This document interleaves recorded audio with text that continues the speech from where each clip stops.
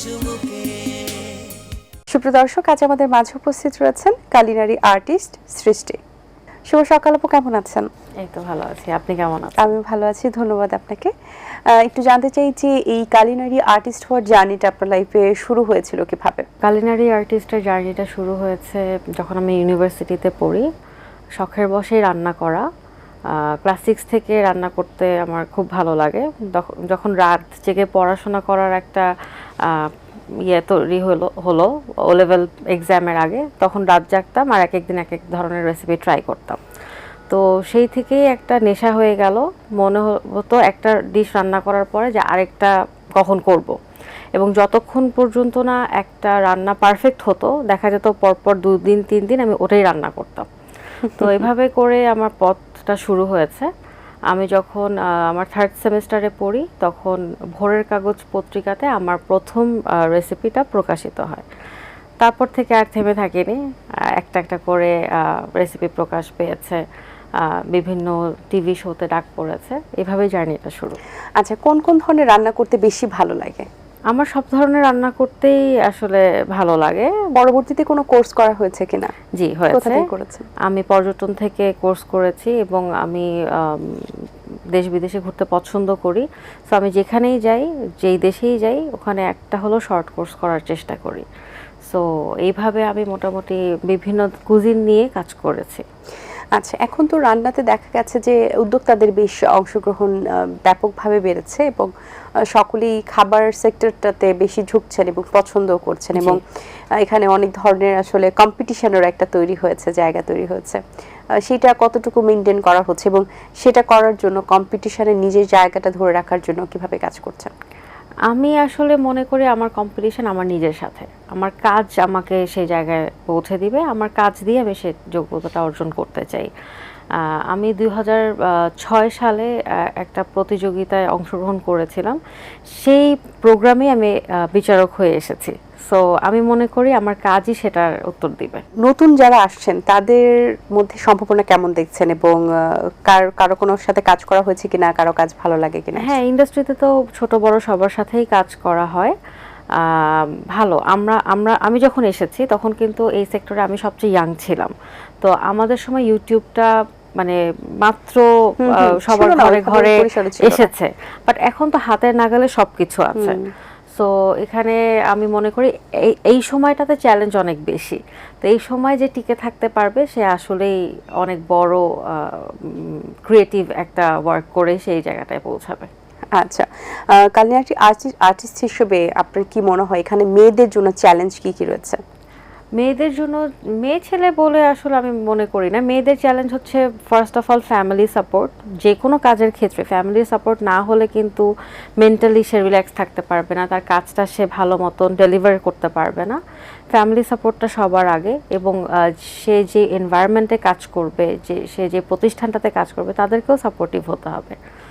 তো ওই জায়গাগুলো যদি ঠিক থাকে এবং যে কোনো মানুষের ডিটারমাইন থাকে যে আমি কাজটা ভালো মতো করবো, সেই কাজটা ভালো মতোই হয় বা হবে। আচ্ছা, এই ক্ষেত্রে আর ফিউচার প্ল্যান কি কি রয়েছে?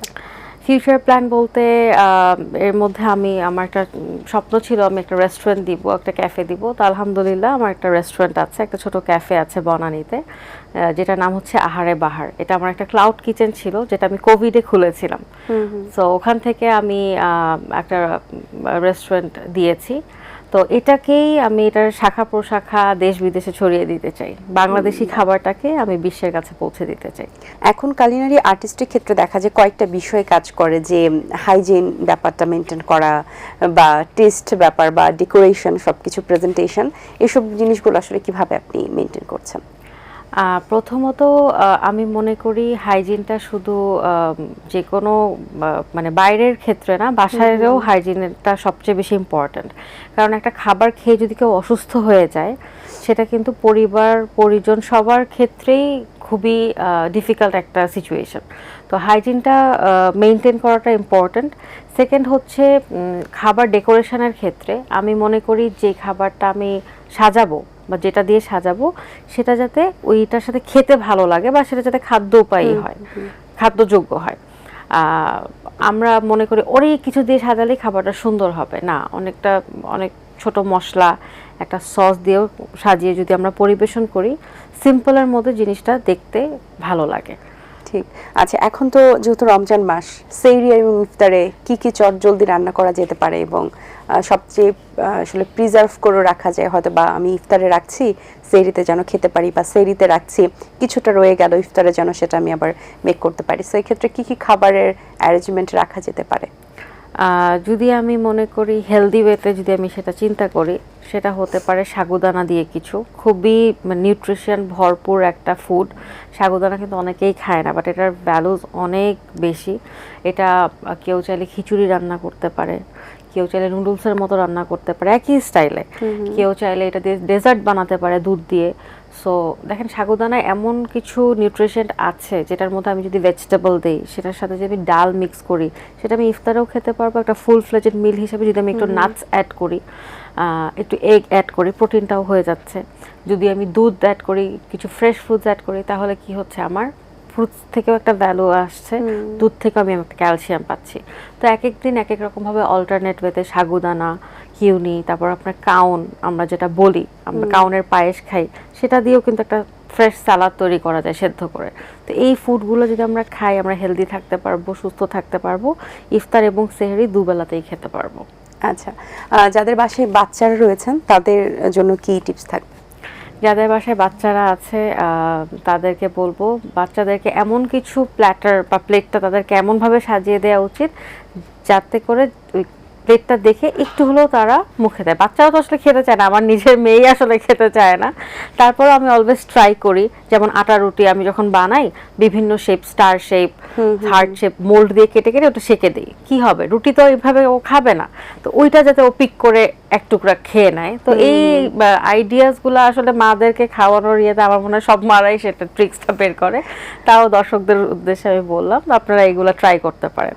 আচ্ছা, আর যদি বয়স্ক লোকজন থাকে তাহলে সেক্ষেত্রে কিভাবে খাওয়া দাওয়ার মেনটেন করা যেতে পারে? বয়স্ক যারা আছে, অনেকের ডায়াবেটিস থাকে, অনেকের প্রেশার থাকে, তো অনেক রেস্ট্রিকশনস থাকে, সেই রেস্ট্রিকশনসগুলো মেনে চলে পরিমিত তাদের খাবারের তালিকায় কি কি রাখা যেতে পারে? চটজলদি খাবারের মধ্যে চটজলদি তালিকায় আপনার ড্রাই ফ্রুটস দিয়ে কিছু হতে পারে। ড্রাই ফ্রুটস তো শরীরের জন্য খুব ভালো, এবং আমার মনে হয় ড্রাই ফ্রুট ছোট বড় সবার ক্ষেত্রেই কোনো বিধিনিষেধ থাকে না, আমি যতটুকু জানি। সিডস হতে পারে, এখন তো সিডসের অনেক প্রচলন আছে, চিয়া সিডস, তারপর আপনার পামকিন সিডস, ওগুলা হতে পারে। সেইগুলা দিয়ে যদি আমরা কোনো খাবার মেক করতে পারি, দই দিয়ে, এখন বিভিন্ন ফ্লেভারের দই পাওয়া যায়, সেটা দিয়ে এক এক দিন এক এক ধরনের ইয়ে তৈরি করলে ওরাও খেয়ে পেটটা ঠান্ডা থাকে, কারণ রোজার মাস তো। অনেকেই মনে করে ভাজা পোড়াটা খেলেই মনে হয়, কিন্তু ভাজা পোড়া খেলে কিন্তু আমরা ম্যাক্সিমাম অসুস্থ হয়ে যাই। ভাজা পোড়াও খাবো, বাট হেলদি লাইফস্টাইলটা মেনটেন করা আমার মনে হয় এটা উচিত। আচ্ছা, এখন যে ওয়েদারটা চলছে আমাদের রমজান মাসে, সেটা আসলে একটু গরম পরে, আবার একটু মাঝে মাঝে রাত হলে একটু ঠান্ডা লাগে। সো এই খাবারের ক্ষেত্রে দেখা যায় টেম্পারেচারটা আমরা বুঝতে পারি না। সেক্ষেত্রে খাবারটা ভালো রাখার জন্য কোন খাবারটা ফ্রিজে রাখতে পারি বা কোন খাবারটা বাইরে রাখি? এমন অনেক খাবার আছে যেটা ফ্রিজে রাখাটা ঠিক না, তার গুণাগুণটা নষ্ট হয়ে যায়, আবার বাইরে রাখলেও প্রবলেম। সো আমরা অ্যাকচুয়ালি একটা ডিসিশনহীনতায় ভুগি। এটার ক্ষেত্রে কি করা যেতে পারে? আচ্ছা, এটা ডিপেন্ড করে, যেমন fried food maximum half an hour to 40 minutes, তারপর তো ফুডটা ঠান্ডা হয়ে যায়। তো সেইটাকে আবার রিইউজ, মানে আবার খাওয়াটা আমি মনে করি না এটা কোনো হেলদি ওয়ে। হ্যাঁ, আর যেটা আমি মনে করেন কোনো ডেজার্ট বা দই দিয়ে কিছু তৈরি করা, সেটা তো সে ফ্রিজেই রেখে দিবে। কিন্তু ধরেন রাইস জাতীয় কিছু, যেমন ফ্রাইড রাইস, নুডলস, বা হতে পারে বিরিয়ানি, তেহারি, এগুলো যদি আমরা হটপটে রেখে দিই, সেটা তো 2-3 ঘন্টা আরামসেই গরম থাকবে। সো রোজার সময় আমরা যদি দেখা যায় যে ফুল ফ্লেজেড একটা ফ্রাইড রাইস টাইপেরই বানালাম, বা বিরিয়ানির মধ্যে একটু এগ ভেজিটেবল অ্যাড করে বানিয়ে হটপটে রেখে দিলাম, তাহলে ওইটা 2-3 ঘন্টা আরামে বাইরে রেখে যার যার সুবিধা মতো সেটা খেয়ে নিতে পারে। আপু, এই প্রফেশনের পাশাপাশি আর অন্য কোন সেক্টরে যুক্ত আছেন বা আগামীতে হওয়ার ইচ্ছা আছে? আমি কালিনারি আর্টিস্টের পাশাপাশি আমি একজন ফ্যাশন ডিজাইনার। সো আমার একটা বিজনেস আছে, আমি বিভিন্ন ধরনের প্রোডাক্টস, বিভিন্ন অ্যাক্সেসরিজ, ড্রেসেস, শাড়িজ, এগুলোরও বিজনেস করি। সো অ্যাজ আ এন্টারপ্রেনারও আমি কাজ করি। আচ্ছা, আপনার কোনো আউটলেট আছে কিনা? হ্যাঁ, বনানীতে, বনানী 5 নম্বর রোডে আমার রেস্টুরেন্টের সাথে আমার আউটলেট। আমার বাহ, খুব প্রোডাক্টগুলো ভালো। পেয়ে যাবে। এই আইডিয়াটা কিভাবে আসলো? আসলে যারা আসবেন তারা একটু উকি মারবেন একটু হলেও। হ্যাঁ, আসলে প্রোডাক্টগুলো প্রি অর্ডার বেসিস থাকে, এবং অনলাইনেই দেখা যায় যে আমি দেওয়ার সাথে সাথেই সেল হয়ে যায়, বিকজ আমি নিজে পিক করে করে সব নিয়ে আসি।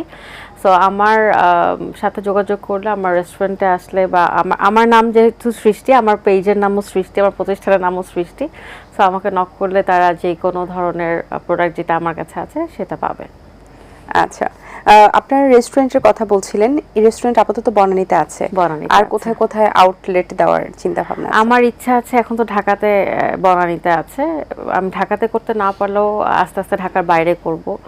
আর যদি সব আল্লাহ মালিক চায় সবকিছু সুন্দর হয়, দেশের বাইরেও আমার আহারে বাহারটাকে যাতে আমি ছড়িয়ে দিতে পারি, বাঙালিয়ানা ছোঁয়াটা আপনি জি, দেশের সেটা বাইরে চাই। আমার আমার সবচেয়ে বড় যেই এটা, আমার আহারে বাহারের সামনে ছোট্ট একটা টি স্টেশন আছে, মানে চায়ের একটা দোকান আছে। চা আপনাদের চায়ের প্রোগ্রামের চুমুকে। নাম হচ্ছে চায়ের চুমুক। তো আমার আহারে বাহারের বাইরে আছে বাহারি চা, যেখানে বিভিন্ন ধরনের চা সেল হয়। তো আমার কাছে মনে হয় যে যে কোনো গল্পের শুরু হয় এক কাপ চা দিয়ে, বা সারাদিনের ক্লান্তিটা দূর হয় এক কাপ চা দিয়ে। তো এই জন্য আমি আমার আউটলেটের সাথেই একটা ছোট্ট চায়ের দোকান রেখেছি, বাহারি চা। তো এই বাহারি চাটাকেও আমি ছোট ছোট আউটলেট করে উইংস করে পুরা ছড়িয়ে দিতে চাই। আচ্ছা, এই যে নামটা রেখেছেন আহারে বাহারে, এটার পেছনে কারণটা একটু জানতে চাই। কোভিডে আমার বিয়ের পর আমার তো সৃষ্টিস ফুড ক্রিয়েশন নামে আমি বাসা থেকে কাজ করতাম 2011 সাল থেকে। আহারে বাহার কোভিডের সময় তো আপনার অনেক ফুডের রেস্ট্রিকশনস হয়ে গেল, বাট কিছু অফিস খোলা থাকতো। তো আমাকে একজন অফার করলো যে তুমি তো খুব ভালো রান্না করো, আমাদের অফিসে তুমি খাবার দিতে পারবে কিনা, বাঙালি খাবার। তো আমি তখন মনে করলাম যে একা তো আমি পারবো না, আমার দুটো হেল্পিং হ্যান্ড লাগবে। তো আমি একটা ক্লাউড কিচেন নিলাম, সেটাকে নাম দিলাম আহারে বাহার। যে ভাতটার মধ্যেই আমি মানে বিভিন্ন ধরনের ফুড দিব, আহার মানে ফুড, বাহার মানে ভ্যারাইটিস। তো সেখান থেকে যাত্রা শুরু। আমার মানে আমি আসলে অনেক চিন্তাও করি নাই, একদম খুব র্যান্ডমলি আমার নামটা মুখ থেকে বের হয়ে গিয়েছে। সুন্দর একটা নাম হয়েছে তো আসলে। কোভিডে আমি অলমোস্ট 150 মানুষের লাঞ্চ দিতাম, বিকেলের স্ন্যাক্স দিতাম, সেই থেকে আমার যাত্রা শুরু আহারে বাহারের। আজকে আমি আমার রেস্টুরেন্টটা দিয়েছি নাম আহারে বাহার। Very nice. অনেক অনেক ধন্যবাদ আপু, খুবই ভালো লেগেছে কথা বলে, অনেক শুভকামনা রইলো। Thank you. ভালো আপনারা আসবেন, এবং দর্শকদেরকেও বলবো যে আহারে বাহার, বনানী 5 নম্বর রোড, ব্লক F, আপনারা সবাই আমন্ত্রিত। এক কাপ চা হলেও আপনারা এসে খেয়ে যাবেন। দর্শক, আশা করছি আজকের আয়োজন ভালো লেগেছে। আজ এই পর্যন্তই, দেখা হবে আগামী পর্বে নতুন কারোর সঙ্গে। সেই পর্যন্ত ভালো থাকবেন, সুস্থ থাকবেন এবং এটিএন বাংলার সাথে থাকবেন। সকলকে আল্লাহ হাফেজ। দিন আসে দিন যায়, সময়টা চলে যায়, তবু আছি এই বেশ ভালো। জীবনটা রঙময়, যেভাবেই হওয়া চাই, নয় কবু সাদা কালো। এই আশাতে স্বপ্ন ভাসে, সুখ হাসে চোখে মুখে, চায়ের চুমুকে।